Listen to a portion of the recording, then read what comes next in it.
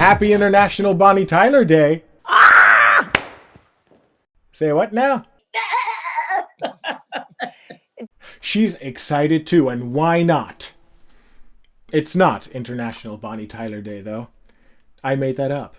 But I do want to talk to you about Bonnie Tyler, because at the age of 69, this lady of rock and roll released a new album called The Best Is Yet to Come. And is the best yet to come for Bonnie Tyler? Or is it just an illusion we like to revel in every now and then when this world becomes too much to bear?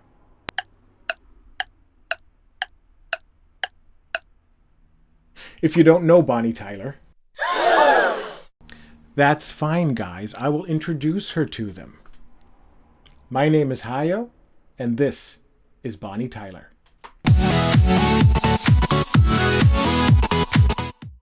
This is Gaynor Hopkins in the late 70s, a few years after she was spotted by an A&R manager and asked to record a demo. A record company was interested, asked her to change her name, and before we knew it, Bonnie Tyler was lost in France and had a heartache. It's a heartache even managed to crack the top 3 in the United States. But after 5 years and 4 albums, by 1982, those were basically the only 2 hits she had had. One-hit wonder, screamed the critics. All you get is one trick. But then she signed with CBS Columbia and she was finally in the big league. By this time, her voice had also changed significantly. Bonnie? Well, I was always a little husky, but a lot more so after I had my nodules scraped off my vocal cords after Lost in France. So if you listen to Lost in France, and then listen to It's a Heartache, you see the difference. You can hear the difference, you know, you can hear the difference in the gruffness of my voice, because you're not supposed to talk after the operation, and I couldn't stop. Once at CBS, Jim Steinman, known for Bat Out of Hell and Meatloaf, agreed to produce her new album. I was like, oh my God, I got to work with Jim Steinman, you know? Fantastic. He decided to rework one of his earlier songs, and that song became Total Eclipse of the Heart. When I say turn around, you say Bright Eyes. Total Eclipse of the Heart is one of the biggest selling singles of all time. It sold 6 million copies worldwide. It was number 1 in a bunch of countries, and it's still, and it's been there forever, number 1 on the karaoke charts. Now, personally, I'd rather you paint me blue and call me Ninny than listen to someone who's had 6 tequila shots and a bottle of Pimm's attempt Total Eclipse of the Heart. But to each his own. Meatloaf, by the way, ever the good sport, keeps telling everybody who wants to hear it that Jim Steinman wrote the song for him to put on his second album with Steinman. Now, Bonnie Tyler and Steinman himself disputed this claim, so Bonnie, what do you have to say about this? He decided that he was going to finish his song after we met and gave it to me. Yeah! After the success of Total Eclipse and the subsequent album Faster Than the Speed of Night, which Jim Steinman called an exorcism to dance to, the sky was the limit. Award nominations, TV appearances worldwide, another signature tune with Holding Out for a Hero, recorded for the equally iconic movie Footloose, and another album with Steinman. Unfortunately, she was never able to get close to the huge success of Total Eclipse and the album that it appeared on. In the late 80s, the US and UK, the biggest markets at the time, seemed to have lost interest in her.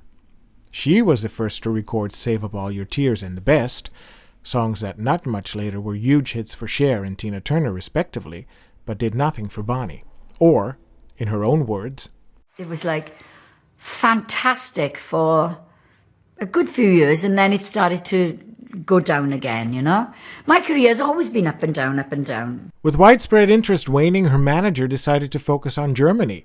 In the late 80s, the Berlin Wall and the Iron Curtain in Germany had fallen, and people in East Germany were finally free to buy whatever music they wanted. Bonnie had visited East Germany many times while the wall and curtain had stood, so the people who lived there had not forgotten. And sales of her albums skyrocketed. Clever manager. She teamed up with this guy. I know, nobody looked good in the 80s, but come on. She made 3 albums with Dieter Bohlen, which were huge successes in German-speaking countries and Scandinavia, and laid the foundation for her continued success in those countries and solid fan base up to this day. To this day, a Bonnie Tyler European tour can consist of 30 dates in Germany and 2 elsewhere. I exaggerate, but not by much. Now, after winning this audience for her, they were there to stay, and Bonnie too. She's released a steady stream of albums ever since, and in 2013, the hard work paid off once again when the BBC asked her to participate in the Eurovision Song Contest. Now, she charmed everyone in Malmö, Sweden, with her charm and her honesty. For instance, when she was asked at a press conference why she was participating. But I'm doing it because of my new album as well. You know, let's be fair, if you're in business, you get the best opportunities. Although she only ended up 19th on the night, Rocks and Honey, the album on which her Eurovision entry Believe in Me appeared, was her first charting album in the UK in 25 years at number 52. A few years later, her album Between the Earth and the Stars did even better, 34.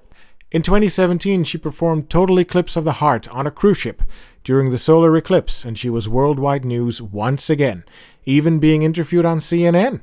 She took every silly question in stride. How do you think a total eclipse of the heart differs from a total eclipse of the sun? Can you stare into a total eclipse of the heart without glasses? Come 2021, Bonnie is all over social media, even started a TikTok account recently, and still is not averse to a little publicity.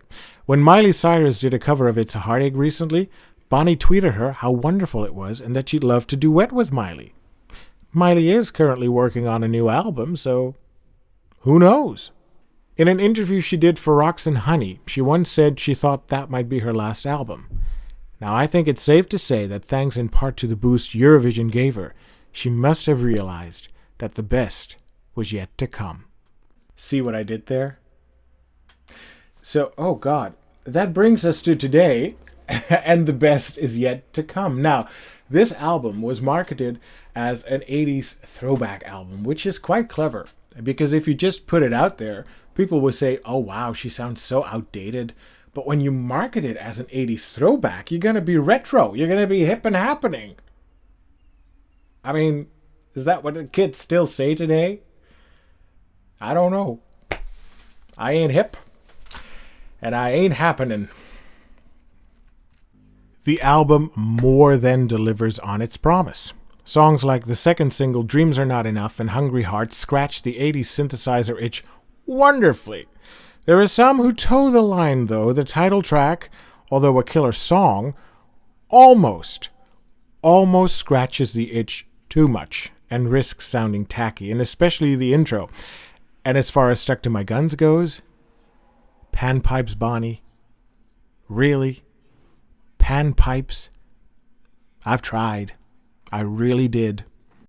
Where it gets really interesting is the songs where the 80s don't shine through as much. Songs like Somebody's Hero, Stronger Than a Man, which has an intro that at first listen sounds like something you hear when you open your laptop. It's a killer song though. And then there's 10cc's cover of I'm Not in Love. It just builds, and it's one of the best productions I've heard in years. And I do want to mention When the Lights Go Down, the first single taken from the album. It's a classic, timeless pop rock song that puts a big fat smile on my face every time I hear it. So all in all, this is quite an amazing album. Easily one of her best this millennium. And her voice, she sounds lovely. It gets rougher, a little bit rougher with every album. And I love it. So is the best yet to come for Bonnie? Hard to believe for a woman who's had such immense success and blows out 70 candles come this June. But does it really matter when you can still sing like this, churn out albums every few years with new and interesting material, and have a fan base that will gladly go to your concerts all over the world?